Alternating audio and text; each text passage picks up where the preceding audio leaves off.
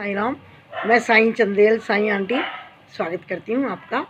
हम श्री साईं ज्ञानेश्वरी के चौथा अध्याय पढ़ रहे थे, जिसमें चांद पाटिल का संवाद है बाबा के साथ। और पाटिल की घोड़ी खो गई थी, तो बाबा उनको प्यार भरे नाराज़गी में ही कह रहे थे कि तुम सांसारिक लोग छोटी छोटी बात पर इतने परेशान क्यों हो जाते हो। उससे आगे बाबा कहते हैं, तुम्हारा बच्चा थोड़ी देर के लिए इधर उधर चला जाता है तो उसकी खोज में तुम गली गली खाक छानते फिरते हो। तुम्हारी पत्नी यदि घर छोड़कर चली जाती है तो उसके गम में तुम आंखें भर भर कर आंसू छलकाते रहते हो। छोटा मोटा दुख आते ही अपना सर पकड़कर बैठ जाते हो। तुम्हारे घर से कोई वस्तु चोरी हो जाए तो तुम छाती पीट कर रोते हो।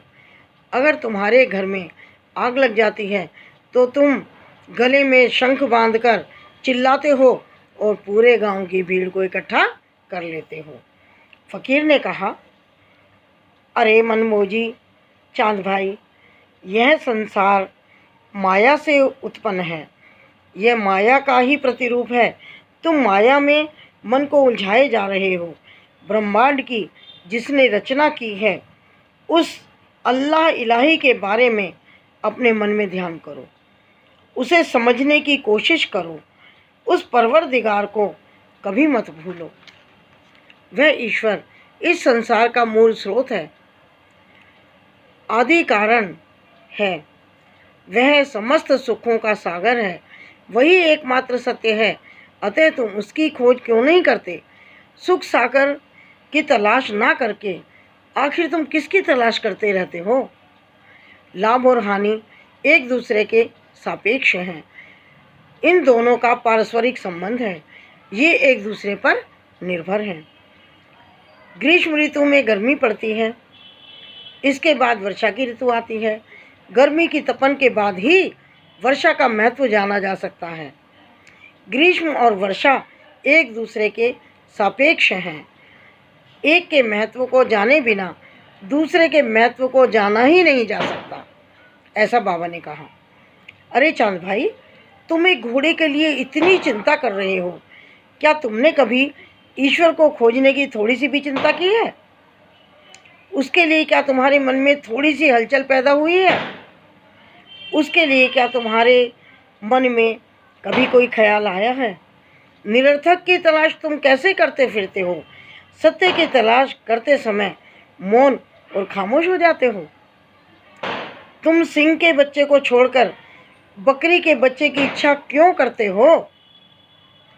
फकीर के ऐसे वचनों को सुनकर चांद पाटिल मौन हो गए। फिर वे बोले, हे ज्ञान संपन्न फकीर, आप ज्ञान के भंडार हैं। आपके अद्भुत ज्ञान की प्रशंसा कर पाने में मैं सक्षम नहीं हूँ। मेरे शब्दों में इतनी सामर्थ्य नहीं कि वह आपके अगाध ज्ञान की प्रशंसा कर सके। इतना कहकर चांद पाटिल झाड़ी की तरफ गए। वहाँ उनका घोड़ा हरी हरी घास खा रहा था। पाटिल ने अपना घोड़ा पकड़ लिया। घोड़ा पाकर पाटिल के मन में अद्भुत आनंद आया। जिस प्रकार से पत्नी के ऋतुमती होने पर पति प्रसन्न होता है और जिस प्रकार सूखे खेतों पर वर्षा पड़ने से किसान खुश होता है, वैसे ही खोया हुआ घोड़ा प्राप्त होने से चांद भाई प्रसन्न हुए। एक हाथ में घोड़ा पकड़े चांद पाटिल फकीर के पास आए। उन्होंने आदर के साथ उन्हें ज्ञानी जानकर उनके सामने अपना मस्तक झुकाया। फिर पाटिल बोले, हे समर्थ, आप इस निर्जन वन में क्यों बैठे हैं?